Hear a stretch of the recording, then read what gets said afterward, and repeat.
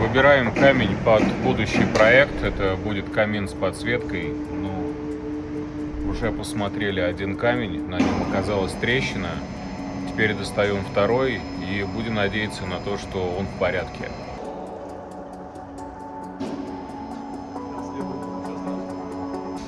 Вот смотрите, как прикольно выглядит, если составить этот камень бабочкой.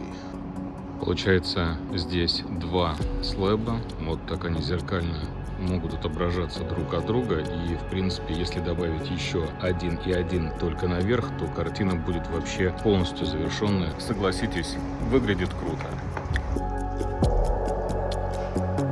Можно уже сказать, что камень погружен, и могу вам сказать, что, доверяя нам свои камни, вы можете быть в полной уверенности, что они находятся в безопасности.